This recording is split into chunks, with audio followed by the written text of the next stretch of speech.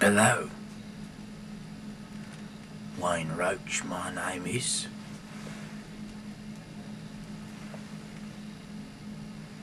Lead singer in the Strawberry Jam. Here reading you the good news.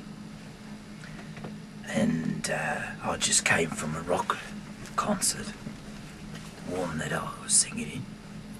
It was a Strawberry Jam concert, of course. And so I'm reading some Bible, you know. Good way to end the night. So anyways, a bit more about tonight. You know, we had a good time afterwards. I was walking down the street right out back. His Bobby comes and he says, "What you lads doing?" I said, "Oh, we just finished playing some rock and roll." He says, "What you doing?" I said, "We just finished playing some rock and roll." He says, "What?" That's what I said. I said to him, "That's what I said." He said, "Don't you be smart with me." Smart, and he says, "What? And he says, I was, you know, I didn't even know what to say, except this, bugger off." I turned around, you know. He says, he walks up, he taps me on, and I says, "What you want now?" He says, "What are you doing?" And I says, "Listen, Wayne Roach, my name is. Gonna go home and read the Bible. So please, leave me be." What offence it was that there was a crazy, you know, on the loose. He was roaming the streets, and apparently he was wearing this fluffy jacket, right? And so my jacket, he sees me, and so, you know, every bloody time I wear a fluffy jacket, I get myself into trouble. But anyway, so I'm reading chapter 49. It seems long, but and it's written in verse. I'm going to try to make it as melodious as possible. So back to the good news, chapter 49 of Genesis, and I'm Wayne Roach, indeed. Jacob called for his sons and said, "Gather around, and I will tell you what will happen to you in the future. Come together and listen, sons of Jacob. Listen to your father Israel. O Reuben, my firstborn, you are my strength, and the first child of my manhood, and the proudest and strongest of all my sons. You are like a raging flood, but you will not be the most important, and for you slept with my concubine, you dishonour your father's bed." Doesn't seem so right. You're better at singing tea and scones, you know. So, Simeon and Levi are brothers. They use their weapons to commit violence. I will not join in their secret talks,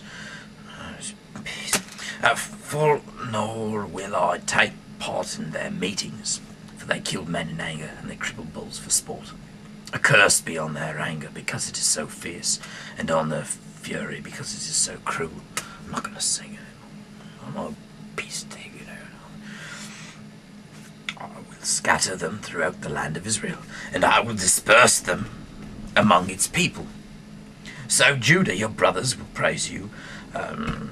You hold your enemies by the neck. Your brothers will bow down before you. Judah is like a lion, killing his victim and returning to his den, stretching out and lying down. No one dares disturb him. Judah will hold the royal scepter, and his descendants will always rule. Nations will bring him tribute and bow in obedience before him. He ties his young donkey to a grapevine, to the very best of the vines. He washes his clothes in blood-red wine.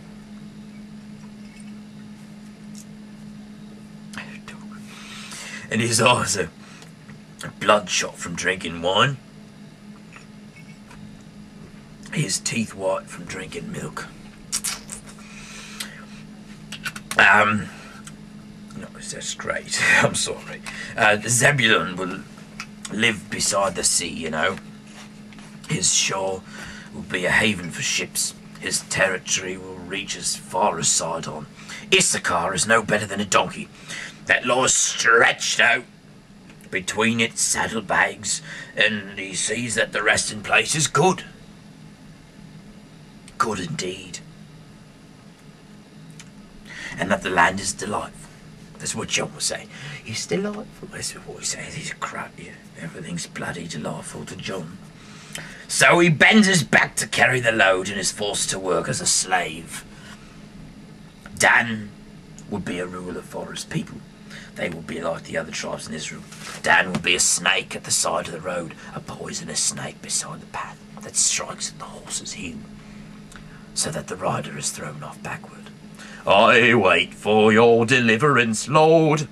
Gad will be attacked by a band of robbers, and he will turn and pursue them. Asher's land will produce rich food, and he will provide food fit for a king.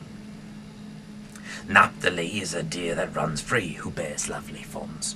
Joseph is like a wild donkey by a spring, a wild colt in a hillside. His enemies attack him fiercely, pursue him with the bows and arrows.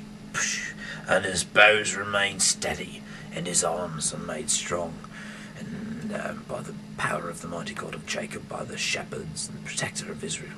It is your father's God who helps you, the almighty God who blesses you with the blessings of rain from above, and of deep waters from beneath the ground, blessings of many cattle and children, and blessings of grain and flowers, blessings of ancient mountains, delightful things from everlasting hills.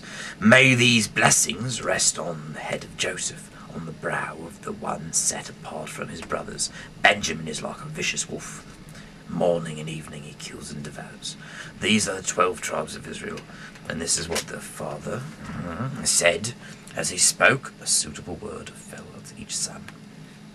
Then Jacob commanded his sons, now that I am going to join my people in death, bury me with my fathers in the cave that is in the fields of Ephron the Hittite, at Machpelah, east of Mamre, in the land of Canaan.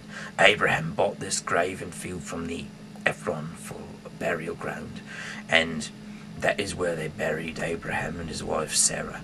That is where they buried Isaac and his wife Rebekah, and that is where I buried Leah. The field and the cave in it were brought from the Hittites.